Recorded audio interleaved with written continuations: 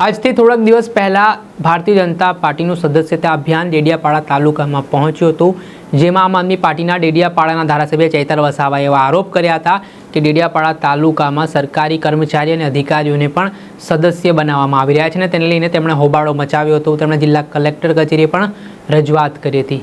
ત્યારબાદ આ ઘટનાને લઈને હવે મનસુખ વસાવા જે ભરૂચ લોકસભાના સાંસદ છે તેમનું પણ નિવેદન સામે આવ્યું છે અને તેમણે પણ કહ્યું છે કે કોઈ પણ રાજકીય પાર્ટીનો સદસ્ય બનાવવા માટે કોઈ સરકારી અધિકારીનો ઉપયોગ થાય એ ચલાવી ના લેવાય. પહેલાં તો મનસુખ વસાવા અને ચૈતર વસાવા એક સાથે એક સુરમાં બોલતા જોવા મળ્યા. શું છે સમગ્ર મામલો તે વિશે વાત કરીશું આ વિડીયોમાં. વૈષ્ણવજન તો તેને કહીએ જે પીડ પરાઈ જાનાને રે. નમસ્કાર દર્શક મિત્રો, નવજેત ન્યૂઝમાં આપનું સ્વાગત છે. હું છું ફૈઝાન. આમ તો કહેવાય છે કે મનસુખ વસાવા અને ચૈતર વસાવા આદિવાસી સમાજના રાજકારણમાં આ બે ચહેરાઓ ખૂબ મહત્વના માનવામાં આવે છે અને તેઓ એકબીજાના વિરોધાભાસ જોવા મળતા હોય છે, એકબીજા ઉપર આરોપ પ્રત્યારોપ પણ કરતા હોય છે ને ક્યારેક તેઓ એકબીજાના મત સાથે સહમત પણ અમુક કિસ્સામાં થતા નથી. પરંતુ મહત્વની વાત છે, થોડાક દિવસ પહેલાં નર્મદા જિલ્લાના ડેડિયાપાડા તાલુકામાં ભારતીય જનતા પાર્ટીનું સદસ્યતા અભિયાન ચાલી રહ્યું હતું. આ સદસ્યતા અભિયાન દરમિયાન આમ આદમી પાર્ટીના ધારાસભ્ય ચૈતર વસાવાએ એક સવાલ ઉઠાવ્યા હતા, હોબાળો મચાવ્યો હતો, જેમાં તેમણે કહ્યું હતું જે આરોપો ડેડિયાપાડા ટીડીઓ પર લગાવ્યા હતા કે તેઓ દ્વારા સરકારી કર્મચારી, અધિકારી તેમજ અન્ય લોકોને ભારતીય જનતા પાર્ટીનો સદસ્ય બનાવવામાં આવી રહ્યા છે. અને આ ઘટનાના પગલે આ મામલો જિલ્લા કલેક્ટર કચેરીએ સંકલન સમિતિની બેઠક દરમિયાન પણ ગુંજ્યો હતો. આ ઘટના બાદ હવે ભરૂચ લોકસભાના સાંસદ મનસુખ વસાવાનું પણ નિવેદન સામે આવ્યું છે. જે નિવેદનમાં તેમણે પણ આ ભારતીય જનતા પાર્ટીના સદસ્ય બનાવવામાં સરકારી અધિકારીઓનો ઉપયોગ થતો હોય તો તે વાતને તેમણે ખોટી ગણાવી છે ને સાથે જ આવા સરકારી અધિકારી કે કર્મચારી આમાં જોડાય તે વાત યોગ્ય પણ નથી તેવું તેમણે કહ્યું છે. પહેલાં તો શું કહી રહ્યા છે મનસુખ વસાવા તે સાંભળી લો.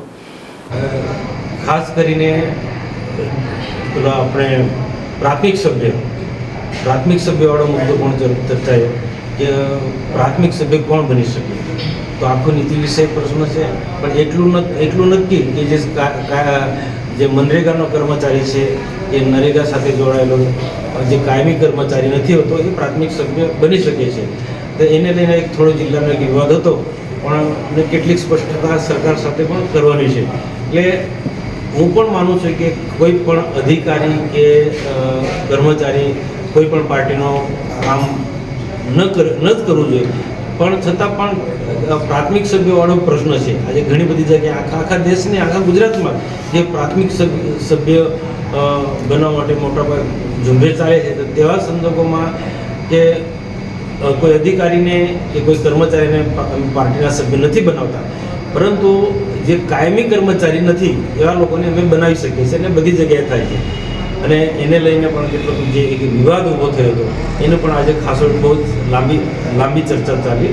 અમે આમ પ્રાથમિક સભ્ય કોઈ કર્મચારીને બનાવવાનો કોઈ ચોક્કસ ઉદ્દેશ હોતો નથી, પણ પ્રાથમિક સભ્ય કોઈ કર્મચારી બને, કાયમી કર્મચારી કે હંગામી કર્મચારી જે બને તો સરકારની યોજના એ સાથે જોડાયેલા લોકો હોય છે, તો એ સરકારની યોજના વધુ સારી રીતના અમલ થાય અને દેશના પ્રધાનમંત્રી નરેન્દ્રભાઈ મોદી સાહેબ જે દેશને એક સમૃદ્ધ ભારત બનાવવા તરફ આગળ વધી રહ્યા છે, તો એ આ પાર્ટીની પોલિસી પણ સમજી શકે. તો પાર્ટીની પોલિસી જે પણ વ્યક્તિ, જે પણ નાગરિક સમજે કે મજબૂત રાષ્ટ્ર બનાવવો છે, આત્મનિર્ભર ભારત બનાવવો છે અને આજે દેશના પ્રધાનમંત્રી જે પ્રકારે મજબૂત ભારત બનાવવાનો ઉદ્દેશ્ય લઈને ચાલે છે, એ દેશના એક નાગરિક જો આ વસ્તુ સમજે તો આ સરકારની જે યોજનાઓ છે એ યોજના દિલથી કામે લાગે. એટલા માટે આ પ્રશ્ન અમે આ પ્રશ્નને લઈને અમે ઈચ્છીએ છીએ કે આ કોઈ મારો કોઈ પાર્ટી કે આદેશ આપ્યો નથી, પણ મારો વ્યક્તિગત પ્રશ્ન કર્મચારી આમાં જો જોડાય, પ્રાથમિક સભ્ય સક્રિયપણે કામ કરે, હું માનતો જ નથી કે પાર્ટીનું કામ કરવું જોઈએ, પણ એક વિચારધારા સાથે જોડાય, રાષ્ટ્રીય વિચારધારા સાથે કોઈ પણ વ્યક્તિ કર્મચારી, તો એ મારો ઉદ્દેશ હતો. પણ છતાં આખો નીતિ પ્રશ્ન છે, પણ એમાં એક સ્પષ્ટતા જાણવા મળી કે આવા મનરેગામાં કામ કરનાર સભ્ય બની શકે છે અને બીજા કોઈ કર્મચારીએ પ્રાથમિક સભ્ય બનવું હોય તો સરકારની મંજૂરી લેવી પડે.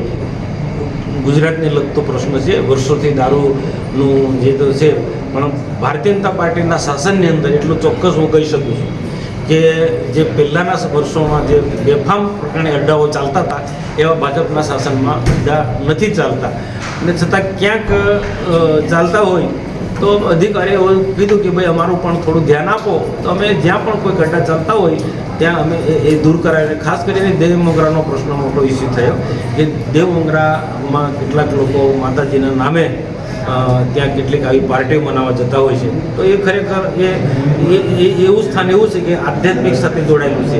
એટલે આમાં આ મુદ્દાને કોઈ એક વિરોધ કરવા જાય તો ઘણો બધો આ રીતના લોકોમાં ગેરસમજ ઊભી થતી હોય, તો છતાં પણ ત્યાં ડ્રિંક કરેલા લોકો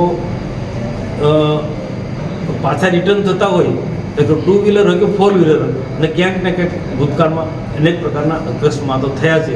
એટલે આ બધાને જ એક એવી લાગણી છે કે આના પર જે ધંધા ચાલે છે, દારૂના મોટા અડ્ડા ચાલે છે, કે આવી જગ્યા પર તો બંધ થવા જ જોઈએ.